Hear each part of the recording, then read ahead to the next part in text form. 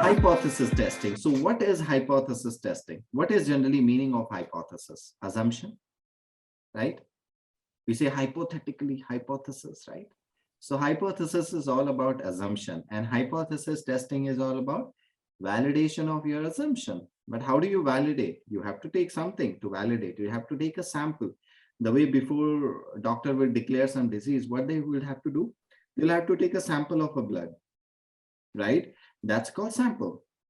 Like if you want to see whether rice is cooked properly or not, what do? You take a small spoon of rice and see, right? Taste it. Or even sweets, if you want to taste it, you will take a little bit of it, right? You cannot eat entire pan of rice and then say, okay, it was cooked or not cooked. So you always have to take a small sample, and that's why sampling part we already covered. So you take a small sample, and based on that you arrive whether your entire population is this or that, whatever the decision that you want to do. So hypothesis testing is all about validation of your assumption. So validation of assumption about the population using a sample is called hypothesis testing. Now, when you make assumption, your assumption can be anything. Okay. So suppose, let's say there are two suppliers and you first assume that their performance is equal. This is a common. Or there are two leaders, there are two businesses, three businesses, whatever. Your assumption can be they are equal, okay, or their performance is, let's say, not equal. So you assume that. Later on, your assumption can have only two outcomes, which we all know. What are those two outcomes? What are the two commonly, what are the two obvious outcomes? Assumption is true or not, right? Your assumption is right or wrong. That's all right. Whatever you have assumed, your assumption can have only two outcomes, whether it's wrong or right. Whether what you assumed is correct or not. When we do a testing of some disease, whether that disease is present or not present, that's all. So everything is around the hypothesis testing. We validate using a sample, right? We take a data. So now here sample is nothing but the data what you have seen in normality and stability as well. Wherever you have seen p-value, that works based on the hypothesis concept. I didn't teach you there because without telling hypothesis, you cannot understand the detail and background of it. So for everything you have to do hypothesis testing.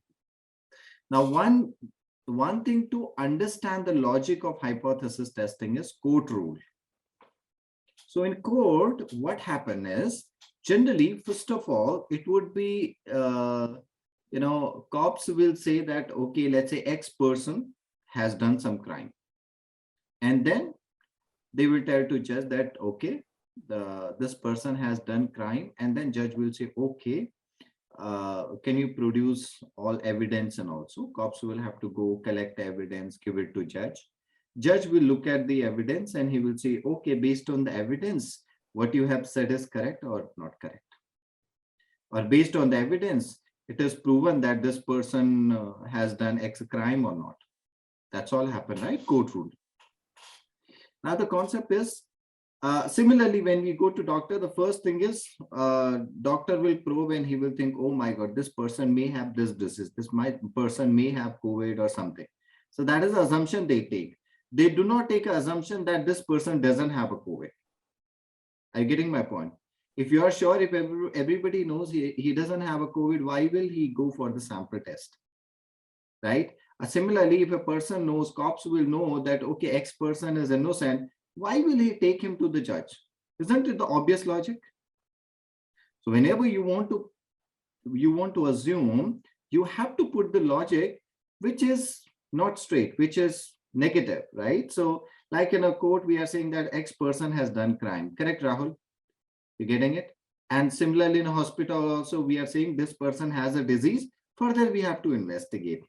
You as a Six Sigma professional, you as an NIQC black belt, will always have to think in that direction. If you have two suppliers and you want to say their performance is equal or not, your statement should be their performance is not equal. Something is wrong here.